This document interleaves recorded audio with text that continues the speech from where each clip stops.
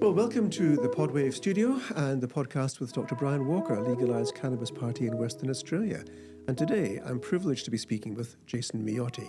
But Jason, why are you here today? Well, thank you for the opportunity to speak with you today, Brian. Primarily I'm here today because this is a subject I've been passionate about for pretty much my entire adult life. What, cannabis? Cannabis. Lovely. And particularly cannabis law reform. Okay.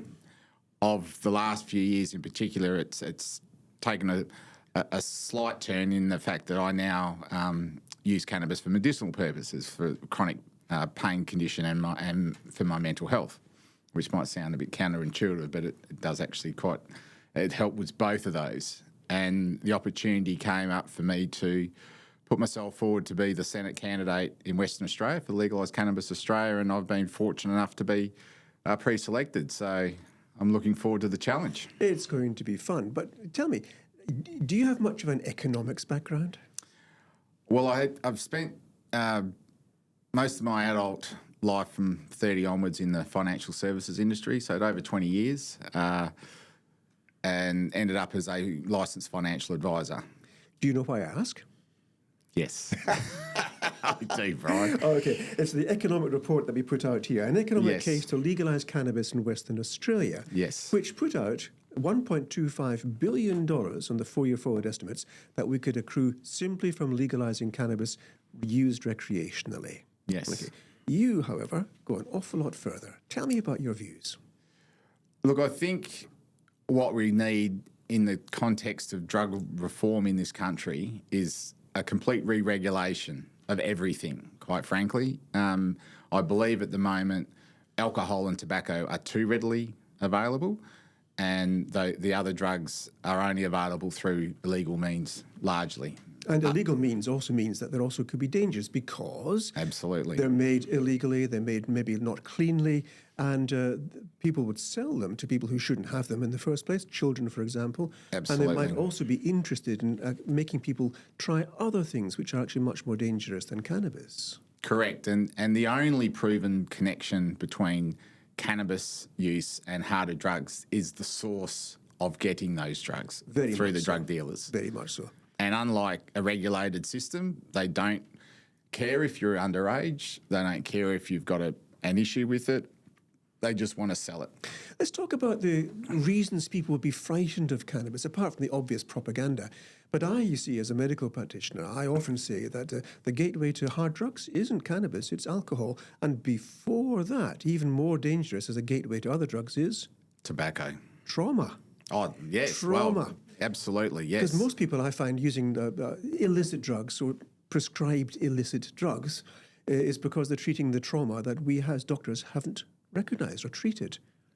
Look, absolutely. And I think if you look at most people with a serious drug habit, and when I say drugs, I include alcohol and tobacco in that, in the main sort of area, is the fact that mental health, they do have an underlying mental health issue. Now, whether that's a trauma-linked event or simply an environmental or a particular situation that they've had happen in their life. For example, they may have suffered from a parental suicide like myself. So I lost my father when I was 22 years old to suicide. He had untreated mental health issues, but, of that generation, old school, they sort of, sucked it up. But, unfortunately, that doesn't always turn out so well. It most certainly doesn't. I think all of us more or less have issues in our past, some very, very tragic and others less so, but always have an impact on our wellness. Mental wellness is one of the things that I particularly want to focus on because I think it's so very, very important, and it's also undertreated, under-researched and undervalued, I think, in our society. Tell me where you stand in social wellness. Look, I am a sufferer of mental health issues. I have chronic depression and anxiety. Some of that is linked to the fact I've also had a chronic pain condition that I've had to manage for the last 15 years. I have ended up in a facility here in Perth, just around the corner from where we sit right now, called Perth Clinic, which I credit with me being here today quite frankly. And my only complaint that I have about Perth Clinic is that there's only one of them. Very good. Very good. We need to do more, don't we? I wonder now, we put this $1.25 billion out there, and we've also got this plan here. How would we fund important services which currently are not being funded? But when I was speaking to you earlier, you had a very much more expanded, more knowledgeable approach to the economics of cannabis and drugs and altogether. How would that actually reflect itself in the policies that you would want to bring forward? Well, look, I would be looking to see at least a portion of any tax revenue raised from cannabis law reform or cannabis legalisation to be set aside purely for mental health and drug treatment. I think until we really finally bite the bullet as a society and acknowledge that drug abuse is a health issue, not a law and order issue, unfortunately, I don't feel that we will get much further progress than what we already have. We have made some progress, but there is such a long way to go, particularly in the regional areas that just have such an underfunding in the mental health space. I feel those would be the areas that would really benefit from this type of reform and from those funds being set aside for that purpose. Very much so. So the idea is that not that we grasp numbers out of the air, but that we begin to fund fundamental changes in our society based on the income that's derived from a change in our drug policies. Absolutely. And I think the thing that's also needs to be understood is the savings that will come from these type of reforms. Can you go into some detail? For example, I know you've got this idea about a universal basic income. Yes. And a tax reform as well. Give me some very quick, if you like, we can go into some detail later, some very quick ideas to what you'd want to do. Well, look, I am on a disability support pension.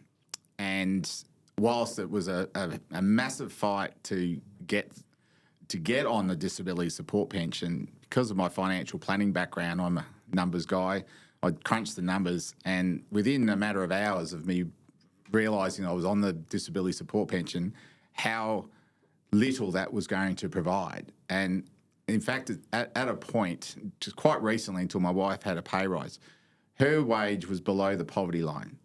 Yet I was losing more than 50% of my benefit as a result. But worse than that, because of the way that the tax system and the Services Australia system works, we were being effectively taxed at 82 cents in the dollar, because for every dollar that my wife earned above her then wage, she lost 32 cents in tax, even with the new tax system. I lost 50% of my benefit. Now, if people were earning, if multimillionaires were being taxed at 82 cents in the dollar, there would be an outcry. Yet people below the poverty line, that is their reality. Whoa. If you've mentioned 82% for the multimillionaire, what about the billionaires paying 82%? What do you think that would bring the people of Western Australia in terms of services, hospitals, childcare, aged care, that kind of thing? Tell me more about that. Well, as you know, Brian, I do have some rather radical ideas in this space. Radical? Radical. Tell me more. Which is the great, one of the great charades, shall I say, of the tax system is this constant emphasis on marginal tax rates. Now, what people need to understand with marginal tax rates is they only apply to people who do not have the resources to minimise their tax, right? So to use investment properties and other such products and services in order to reduce their taxable income. So people at the lower end of the tax scale, so those paying the lower tax brackets, pay their marginal rate because they simply don't have the ability to reduce in any meaningful way their tax burden. However, once businesses and individuals get to a certain either cash flow position or capital position, they're able to spend effectively unlimited amounts of money to reduce their taxable income to zero. And we see it all the time. All these multinationals, Microsoft, Facebook, pay 0.1%, 0.2% in tax on their revenue because at the moment, the tax system does not have minimums. So at the moment, they can reduce the company tax rates 30%. They can reduce it to zero. They're legally able to do it. So what I'd like to see introduced is minimum tax brackets. It's part of the OECD requirements for Australia now and all OECD countries to bring in a 15% corporate tax rate. I would take that further and introduce that into the top 2 personal income tax brackets so that at least they're going to pay 15%. So what you're basically saying is that those who are the least well off are being screwed over by a system designed to help those who are particularly well off. Absolutely. And if you use the 80-20 rule, which we often use in life for a lot of things, the way the tax system was structured, it was ideally that the top 20% of earners would bear 80% of the tax burden because they're making the money. They're making the overs money. So not money just to pay your bills and get your kids to school and pay the car rego, but I mean, affording overseas holidays and properties here and properties there. But at the way that the system works at the moment is it's actually the bottom 80% are paying 80% of the tax burden and the top 20% are only paying 20%. And that is where, look, I don't blame those people because the system allows them to do it, but it needs to change. So we need a fundamental change in the system. And I say this as well for the health service, for example. It's a failing system. It cannot prosper, and we have to fix that. The education system, the agriculture system as well, all of these seem to be failing because we're not putting our attention at the fundamental underlying needs of society. Absolutely. And I think we need to look at the political system that we have in this country, or quite frankly across the world in democracies. The major parties, and I will include the Coalition, Labor and the Greens in this, who have basically held the balance of power state federally for the last 20 years, they're part of the problem. They're not part of the solution. And I ask your listeners to say, are you driving the car today that you want to? Are you living in the house that you want to? Are you living in the suburb that you want to? Are you in the job and being paid the amount of money that you feel you should be getting paid? If your answer to that question is no, then the current system is not working for you. It is working for the people in it, but it's not working for the average person. This is one of the things that I've been harping on quite a lot about in Parliament as well, and I really welcome you to the parliamentary fold, if you like, albeit you are aiming for the federal body, yes, where I think changes can be made because at state level we're quite limited in what we can do. But what I'm basically saying is that the old systems that we've got now are being perpetuated for the benefit of a very few. Whereas the rest of us, the rest of our society is really having a hard time, cost of living, for example. Absolutely. And so what I would be suggesting is that we need to actually get a fundamental rethink and a rechange of our parliamentary structures, indeed all of our government. But this would require the people to think differently, to be responsible for thinking for themselves and actually taking part in society, taking part in politics. And that could be a very exciting time. But tell me, how would you feel about that? Where are we going as a society? Look, I think ultimately most people that get or work their way towards becoming a politician or getting in the political system to be an elected representative, I think most of them start out with the right ideals, that they're there to help those that they're elected to help. That's quite literally what they're there to do. I feel, unfortunately, though, that the party system and the factional system within the parties works counter to that, that you're not there to represent Forest or Bicton or Jandicott or Western Australia. You're there to represent your party and more often your faction. And you will do what you're told when you're told, and that's it. And I think the fact that we are where we are now, with this political gridlock pretty much across the country, that fundamental reform, why I'm involved in politics is the policy. Unfortunately, I think politics has all become just about the game of politics and news cycles, and it's not working. But Jason, it's not working. You are not a beginner in this, are you? You started out a long time ago. Can you tell me more about that, please? How did you start? Well, it was way back. Way back, 1990s, when as a firebrand 20-something-year-old, a couple of close friends and family members were directly impacted with the then heroin crisis. And it prompted me to write a letter to the editor, to the Western Australian. And they published it pretty much verbatim. And I got a lot of positive feedback from people I didn't even know. Some people contacted me, found where I was and said, thank you for saying that. You've said what so many of us have felt. And so that pushed me to launch the WA branch of the Australian Drug Law Reform Foundation. And we lobbied very hard for many years for cannabis decriminalisation. And I believe at the time we started, it was approximately 40% of the population were in favour, 60% were against. We pushed the then Labor government to do something about it. They held a drug summit. I chaired the working group that wrote the recommendation on cannabis reform. We got that through with around about 80% support at the drug summit. And if you understand that the drug summit was probably weighted about 60-40 pro-drug law reform anti, when we basically brought half of the anti on side with the logical arguments that we presented, saying that we've had nearly 100 years, we have had 100 years of prohibition now. It's never worked anywhere in the world. It'll never work. The rest of the world has woken up to it. Countries like Canada, most of Europe, they have it legalised. The sky hasn't fallen in, as those who were against were often saying.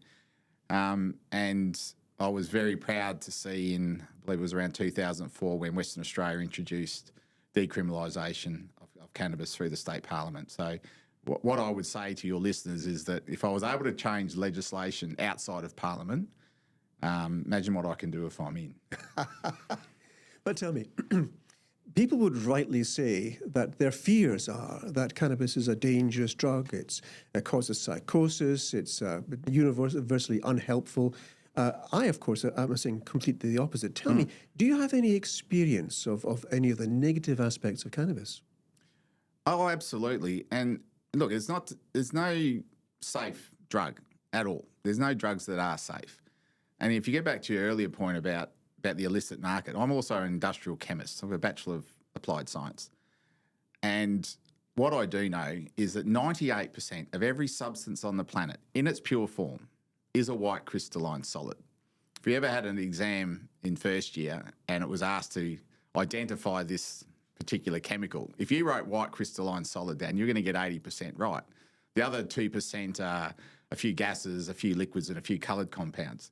So if you look at it in that context, that's a lot of things to cut down a white crystalline solid, which most drugs are in the form of.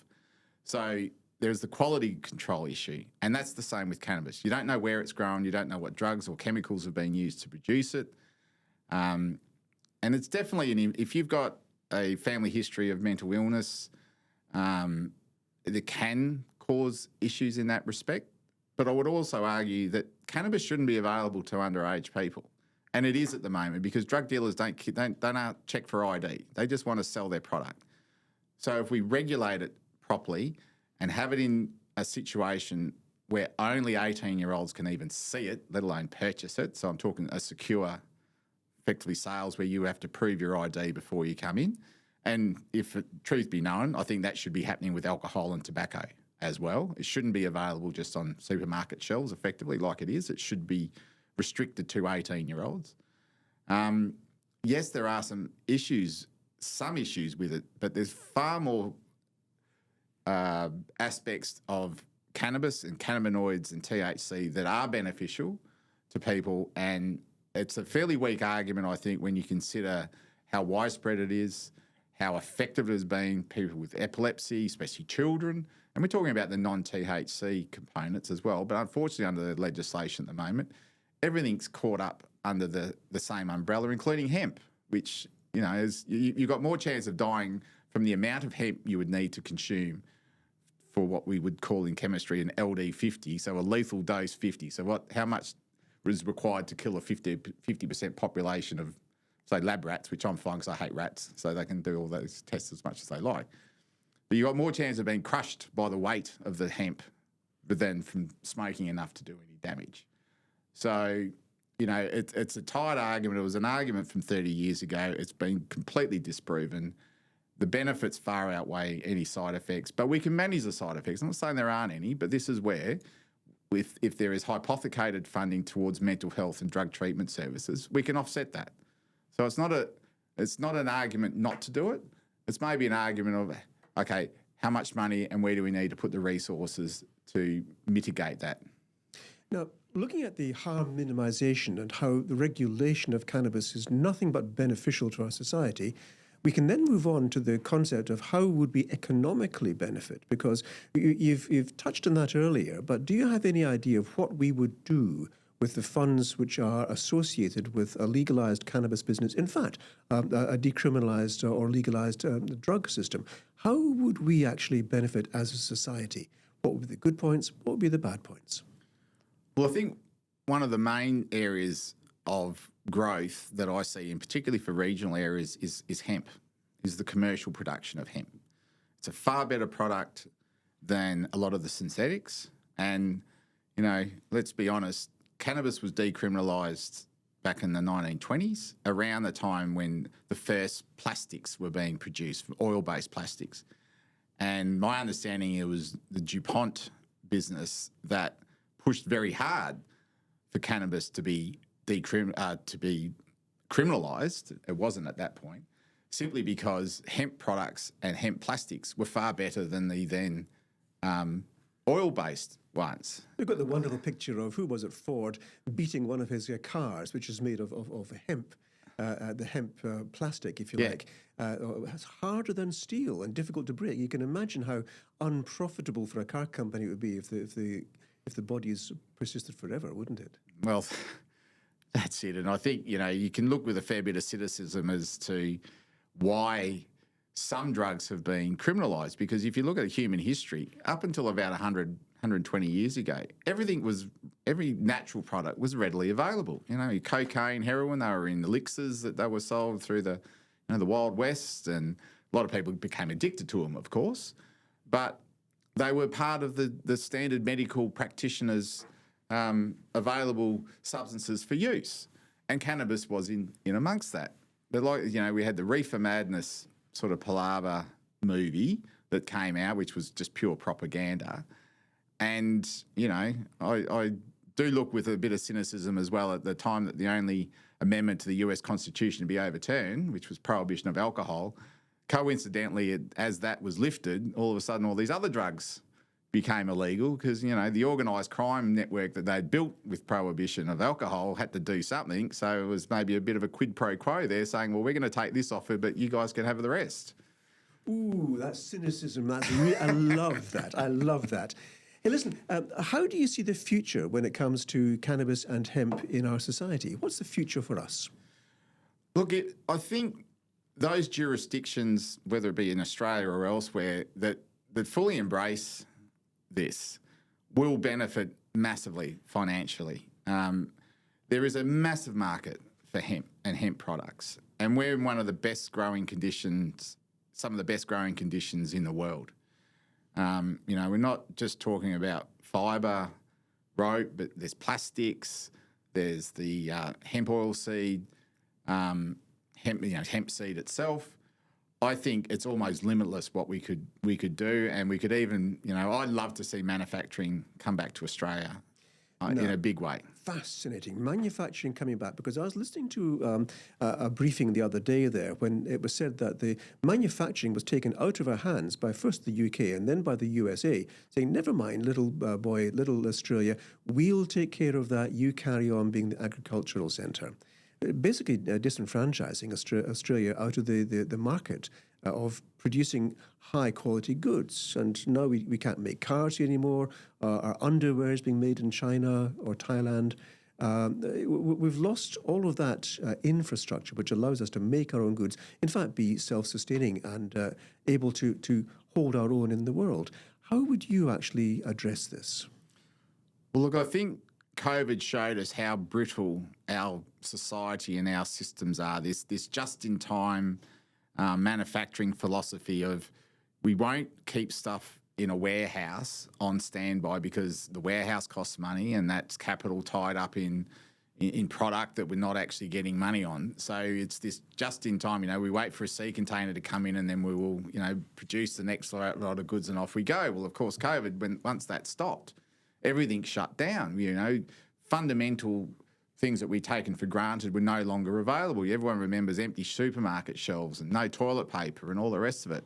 And that's because we've got no manufacturing capacity here of any note.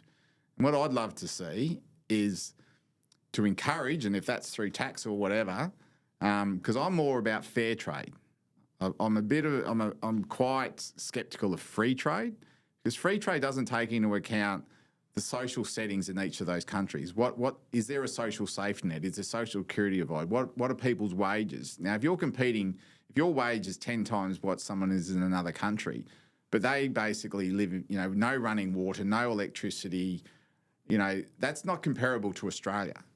And that's unfair. That's unfair to us, and it's unfair to those people. They're being, let's face it, manufacturers just continue to move to the lowest common denominator. They keep moving to countries where labour is cheap, where there's less environmental laws. Nike, all of them are doing it. They're all moving to these low-regulated, low-income countries. Well, surely you're not saying they're exploiting the people. Absolutely they are. Absolutely they are. Even, today's Tuesday. I would normally be shopping at Spudshed today because I get a 5% discount.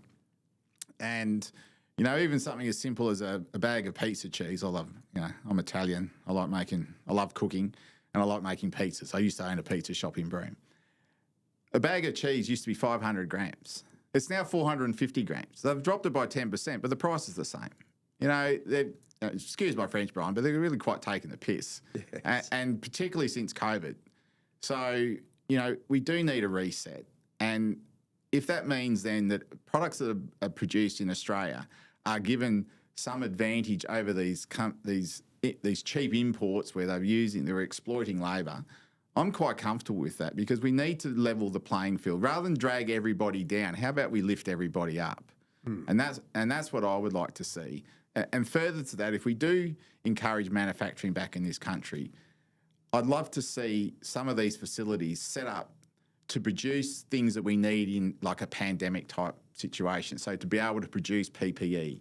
So even if it's just some equipment that the government may have funded that sits in a warehouse somewhere that doesn't get used for 10 years, but we have another pandemic, and let's face it, it's probably a matter of when, not if, we can quickly shift our production lines to produce these goods. And I'll go a step further. I'd love to see most of these manufacturing industries robotic. So we don't require people. So if they can't come into work, we're still producing the goods. We'll still need people to service the robots and repair them and possibly build them. Once again, that's just opportunities. Well, we have an interesting future. I just love what the future's hoping to bring to us in the not-too-distant future. But what I'm asking people to do these days, I'm saying, listen, if you vote for the old parties, the two-party preferred, you're asking for more of the same. You have to look at your life. Do we want more of the same, or do we want things to be better? And that's what I'm asking people to do. Think, get active and think, and then just choose differently, because we need to have a different choice. We need to actually move into a different future. But you are, I hope, soon to be elevated into the Senate in Canberra. What do you think is the first thing you will set about doing when you get to Canberra? Well, this may come as a shock to you, Brian, but I'll be moving immediately to amend our legislation to allow for the legalisation of cannabis at the state levels, because it does require some federal moves. One of them might be to remove ourselves from the UN Charter on Drug Control. It's quite frankly a farce. It's been set up by a country, the US, that, let's face it, has probably done more drug trafficking at its, via the CIA and their derivatives than anyone or any cartel on the planet. It's hypocritical. It doesn't work. And it's time we moved on. It's also based on a lie. The concept that cannabis, for example, is somehow going to cause harm by being, if you like, equivalent to heroin. But it's not, is it? No, it's never has been. Like I said, it's what I classify and what we called back in the day the war on some drugs. They've pick and choose. I do remember quite clearly some footage that was shot that was played on national TV of the then John Elliott, who was the federal president of the Liberal Party, after a Melbourne Cup day, standing with a beer in one hand and a cigarette in the other, saying, "Drugs? I don't do drugs." Hello, the two things that he's holding equate for 98% of all drug deaths in the country. But notice also that neither of those drugs is actually a narcotic, nor is it defined as a narcotic. Cannabis, however, in the international drug laws is defined as a narcotic, but it is not. So we have a lie enshrined in law internationally. How do you think you can go about changing that? Well, make some noise. Get noisy. If we've got to upset America, well, we upset America. We're Australia. We don't have to follow just what American, just as an aside on that. For the country that was so anti-drugs, once they realised that there's money in it, their states are jumping hand over fist to legalise cannabis because they see what money is involved in it at the tax level. And I think, Americans are pretty cynical. The dollar works. And so I think I think it's only a matter of time. Do you think we should make Australia great again? Oh, God. I don't think I'm going to answer that because the connotations are endless. We don't, Australia is great. We don't have to do anything again. We just need to make it greater. So one of the things that I notice about Australia is that we have, I think at least, lost that sense of mateship. Or standing for each other, rather looking after ourselves, rather than looking after our friends and our family, and indeed our society. How would we get that back? Look, our society, how we live at the moment, how most people live in an urban environment, is not natural. It is not a natural human thing to be in this sort of bubble that we live in, this fishbowl that we live in. It was only a couple of hundred years ago. We're all basically, living on the land, living off the land, and now all of a sudden we've urbanised our populations globally, and unfortunately, that hasn't been followed by support, by social services, by even fundamental infrastructure, clean air, clean water. Would that suggest that one of our aims ought to be to fund the regional and remote areas of Australia and allow people to move there where they have the services they need for themselves or their children, and therefore making Australia once again a nature of mateship?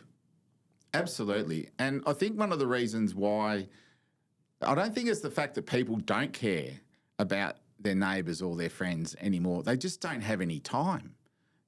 Everybody's killing themselves to make a living, to raise their children and try and raise them as happy and healthy as we can, which is a struggle. And, I'm a father of 4 kids, two stepchildren. I had a nice thick hair of black hair before and 4 teenagers later. I'm lucky I've got any hair left at all.